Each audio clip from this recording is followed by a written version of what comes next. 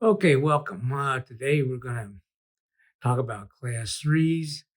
First of all, I want to say that I hope you find this presentation informative and something that you can take back, to your practice immediately.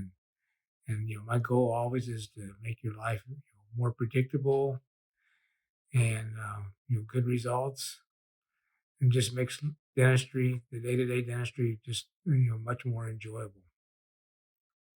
So again, the we have two class threes here. One's a super gingival, and you see the other's a subgingival. So the traditional way of doing class threes is the mylar strip and wedge. So when it comes to super gingival preps, the mylar strip and wedge works out fairly well. We got this placed.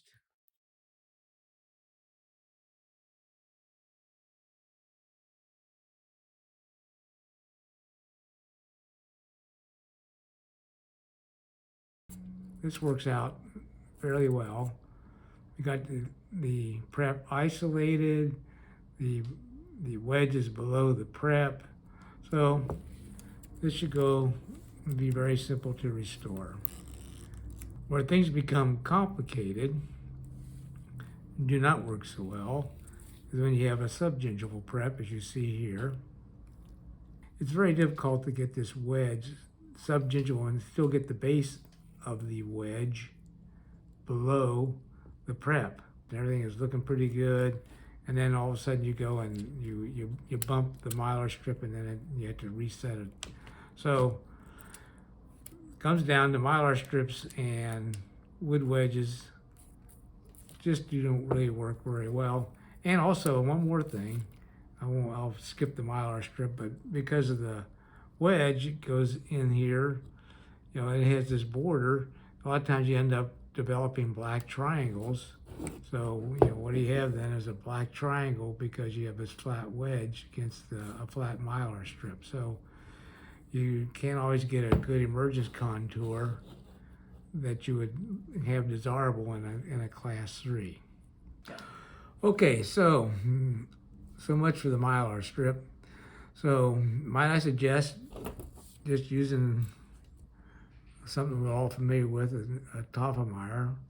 And you might say, Toflemire for anterior teeth. I mean, that's just crazy, but just bear with me, and I think you'll see that that you'll be very pleased with the results you can get with just a simple Toflemire. So we'll start out. We have a variety of different bands, Greater Curve has to offer. And the workhorse is a good old standard band, and whatever band you choose, you're probably going to do. You can still get a nice filling, very nice restoration. But because of different shapes, sometimes you can pick a matrix that actually will help you get a better result, or just make things a lot easier. So first of all, we'll do is we'll set up the standard Toflemire band. We'll set it up here.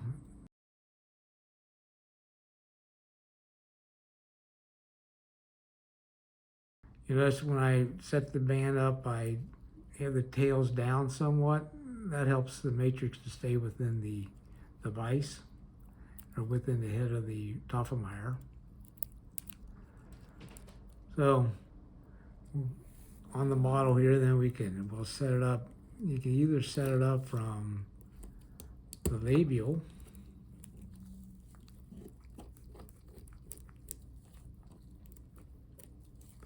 as you see here, it's set up from the labial, and we can set it up, which I think in this case might be better, because we really don't have good access to the labial portion of the preps.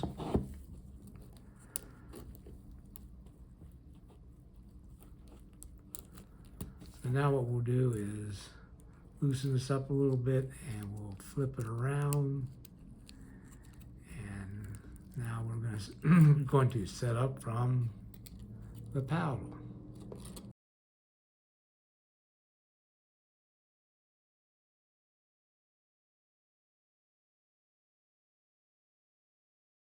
So now you see we have this set up for the palatal.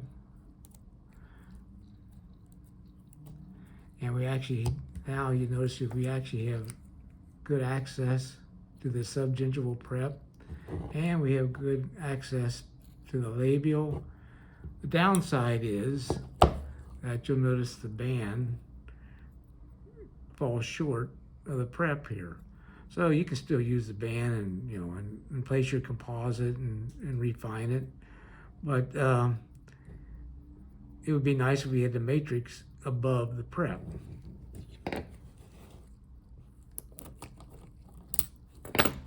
So we'll take the standard off and we'll reach for this wide. So now we have the wide band. And before, you notice that we actually have better access when we set the Toflemire up from the palatal. So we did learn that from using the standard. So we're going to set this up from the palatal.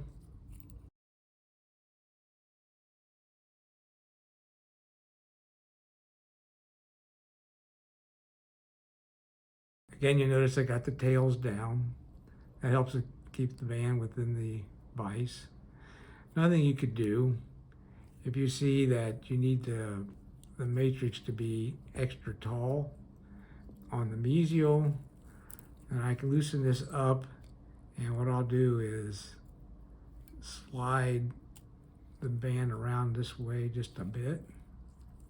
So we got uneven tails, but that puts the tall side on the mesial where we need the matrix to be deeper.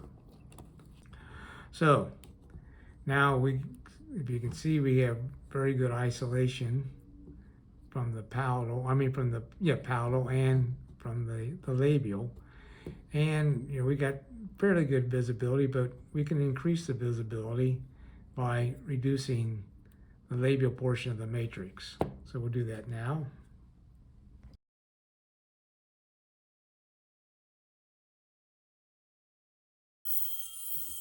So usually what works best is any kind of, you can use a diamond or trying to keep this angle so you can see what's happening.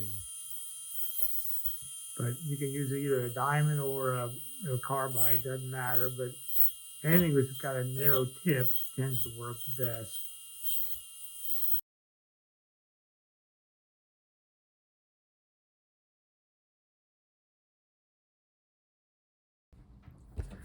Now that you can see, we have plenty of access here, plenty of access to the labial, plenty of access on the palatal side. And what do we got? We got hands-free isolation. We're not struggling with the mylar strip and the wedge. And we'll actually be able to place our restorative at the same time. We don't have to do one side and then do the other. We don't have to worry about doing the mesial and then doing the distal. We can do them at the same time. So I do not have any compressed air, so I do have a, you know, what do you call this, cleaning air for keyboards.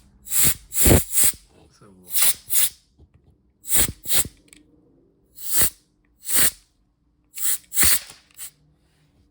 get that real quick, and now we're ready to restore.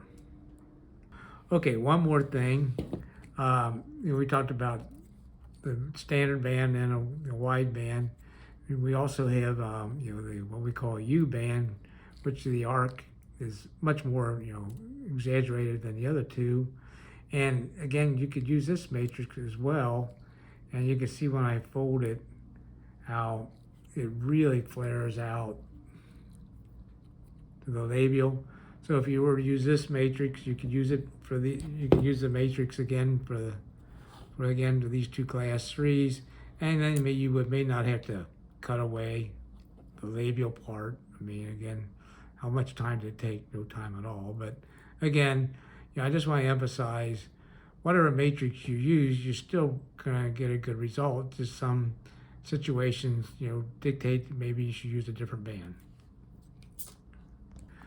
Now we'll begin our restorative part, and since I don't have compressed air, we're just going to do a pretend bonding agent. So we're placing our bonding agent, whatever one you want to use, number of steps, whatever it dictates, whatever bonding agent you're using, and steps that it dictates. You can go through the procedure. So now let's say we have our bonding agent placed. So now we are ready to place our composite. So I'm going to use some flowable here, and maybe for this class 3, which is super gingival, just using just plain old flowable may work out fine since it's so conservative of a prep.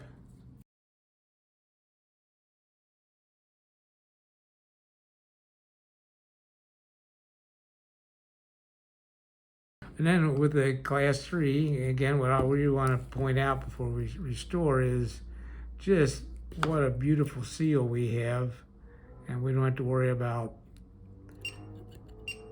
seepage, because we have a circumferential matrix here that surrounds the tooth and seals. I'm going to place a little bit of flowable in here, maybe a little bit from this side. And in this case, maybe what I'm going to do is just a snow plow technique, and we'll work some composite into the prep.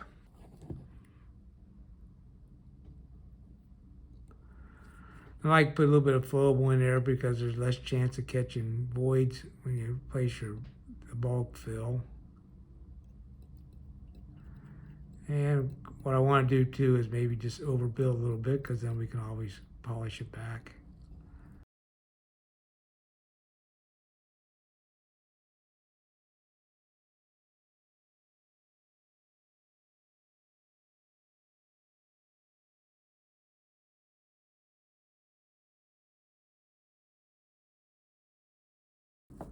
So here's where we talked about where I do a little bit of freehanding because my matrix is not as high as I would like it to be.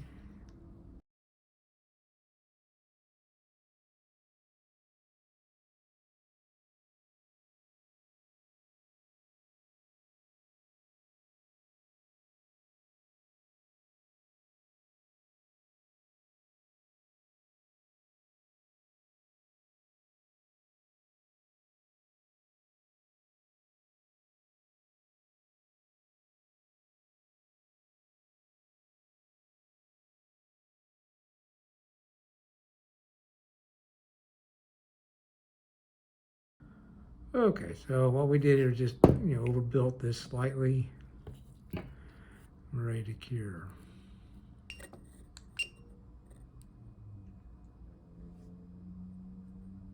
Okay, so here we are. We got our restorative in place. Now, this is something because we were a little short, and we may have this composite may be bonded to the mesial of the other central. So what we can do is just go in here and we can just do a little torque. See how we torque it? It pops right loose.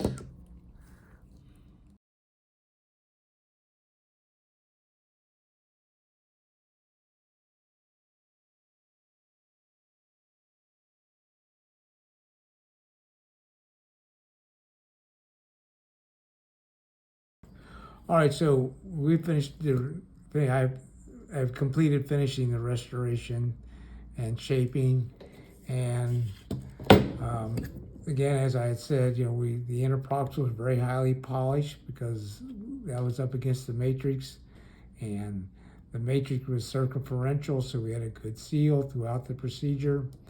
And by overbuilding, I was able to make a nice rounded marginal ridge, just like nature.